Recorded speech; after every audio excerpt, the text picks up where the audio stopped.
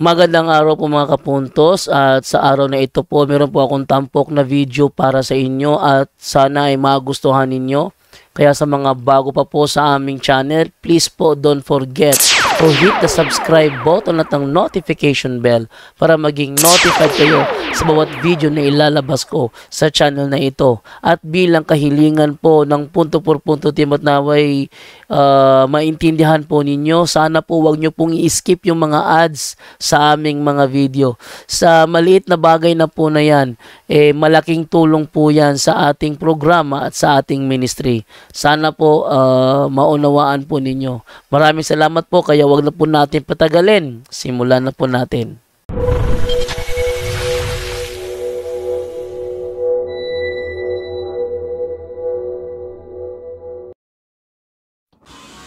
Hello, magandang araw po. Kumusta po kayo?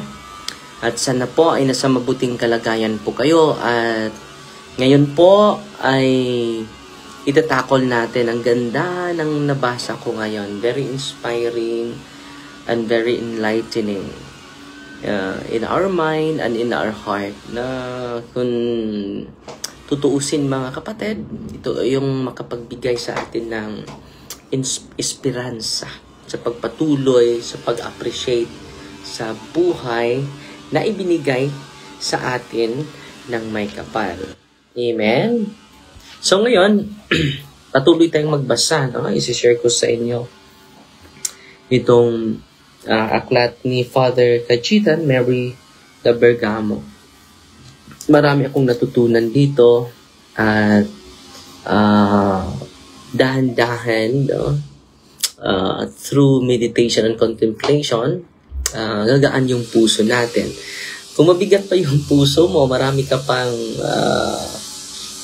magalit sa puso natin. No? Kung magaan na yung puso mo, marami ka ng ini-entrust sa Panginoon. No? In God's time. No? Huwag kang magmadali, mga kapatid. Ang Diyos, nandiyan naman ang Panginoon. Nakakita naman sa lahat ng ginagawa natin. Si Jeannie Di Maray. Hello, Father Darwin. Nanood sa atin. Si Eva Bouvier. Ito, Domiciano Junior Pututan Ipong. Good morning, Father Darwin. Ging. Quick live lang po tayo, ha? Quick live lang po tayo. Si Eva Bouvier. Maayong buntag, Father. Ask lang po nga no, muposes man ang espiritu sa katao, nagbuhat og okot rituals. Kabuhi pa man ang mao nga tao. Bakit? Maposes dahil occult practices one of the doorways of the evil spirit. Binuksan mo yung mga bintana sa tahanan mo. So makapasok sila. No? Pwede nila dahan-dahan aariin. No? Mananahan sila sa pamilya mo. No? Sa pamilya mo, no? Sa'yo, no? Sa sarili mo. Okay? Ang daming nanood sa atin ngayon, no? Salamat tayo sa mga walang humpay na nanood sa atin. Si Tabla Alan, good morning, Father. Si Juliet Gilyagon Renegado, good morning, Father Darwin, God bless. Si Ramona Oro Sara, ayong buntag, Father Darwin, watching from New Corilla, Davao del Norte. Kumusta taga Davao del Norte, mga igsuon? Si Arlene Cabalya, morning, Father, watching from Minglanilla, Amping ka always. So, salamat, igsuon. Si Norlets, mayong buntag, Father. Si Norman De Ocampo Estrada, nanood sa atin. Si Mira Luz Ortega Camanse. Si Evelyn Bersiro Hokotmaya. Good morning, Father, watching from Mandaue. So, simulan na tayo, mga kapatid. Ito ang babasahin natin. As for those other temptation, there must certainly be presumption on our part. Merong presumption on our part when we seek them, our own accord, and place ourselves in dangerous occasions of sin. Kung nalapitan natin yung mga kasalanan, doon, no? A lot of temptation will come to our life. He who is humble knows his own weakness. So alam ng mga mapagkumbaba kung ano yung weakness niya. Kung weakness niya ng alak, no? Dahan-dahan siya, no? Recognize sa kanyang weaknesses, no? Kung weakness niya yung lalaki, weakness niya kung bae, no? Dahan-dahan, no? Na he will avoid the occasion of sins. And knowing it, and fears to place himself in danger, no? Kung palakiro ka, no? Keep distance sa mga babae, no? Kung palakiro ka, kung babaero. So, knowing it, fears place himself in danger. So, kung may asawa ka na, dumistansya ka na sa pagpakipag-chat ng iba, no? So, ang tunay na best friend mo, yung yung asawa mo, huwag ka nang makipag-chat sa iba, no? He who is humble knows his own weakness. And knowing it, fears to place himself in danger. And because he fears it, he flees from it. Lumayo siya, no? Yun ang mga tao na humble. Yun ang mga tao na mapakumbaba. No? They recognize their own weaknesses. No? Kung alam mo na weak mo yung alak, no? So, lumayo ka. No? Kahit iinom ka lang ng isang shot, bigla ka na lang malupay-pay. No? Avoid the occasion of sin. Okay? He flees from it. So, yung mga occasion of sin, hindi siya maglalapit doon. He who is humble trusts implicitly in the help of divine grace. On those involuntary occasions he may encounter. So, anong gawin niya? He only entrust everything to the divine grace. No, hindi ko ito kaya. Pero with the grace of God, I can do it. I can resist it with the grace of God. Saan ba natin makukuha yung grasya, mga kapatid? Ito ang maganda. Ang grasya ay makukuha natin sa sacrament of confession. Kung totoo na pinagsisihan natin yung ating kabalastugan, no? But he never presumes upon the help of divine grace on those occasions which he has sought himself. Kung ginugusto mo yan, so hindi mo na kailangan na mag-entrust pa sa divine grace. Dahil ginugusto mo yan eh. No? Kung hindi mo gusto na masira yung pamilya mo, keep distance sa mga babae sa paligid mo. Till you protected your family. You protected the sanctity of marriage. No, kapatid. No? Pero, kung gusto mo na mawasak yung pamilya mo, pakisama sa mga babae na gusto mo, and then gradually you will destroy your life. Gradually, you never destroy only your family, but you destroy your life, mga kapatid. So, ang ganda nito, no? Sabi ni, no, he never presumes upon the help. Dapat hindi mo naman presume yung divine grace dahil hinahanap mo yan eh. Dinidesire mo yan eh. Di ba?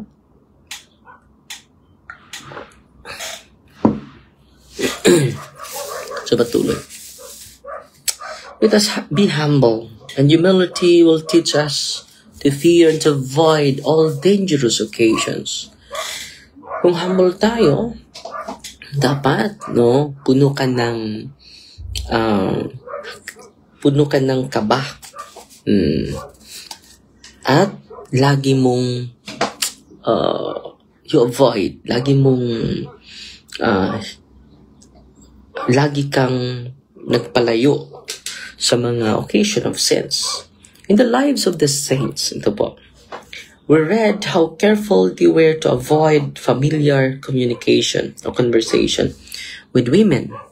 So, kita ninyo yung mga familiar conversation with women. Yung mga santo ay very careful. Magsasalita lang sila if necessary. Magsalita lang sila when it is productive. Hindi sila magsasalita ng idle words. Yung mga words na makapasakit, yung mga words na makabunga ng negatibong resulta. No? Ito yung matutunan natin sa mga santo, no? How equally cautious they were to avoid familiarity with men. So, avoid familiarity. Too much familiarity, mga kapatid. Hindi masama friend, socialize. Pero, avoid familiarity. Ito yung mga sikreto ng mga santo. Too much familiarity breeds contempt.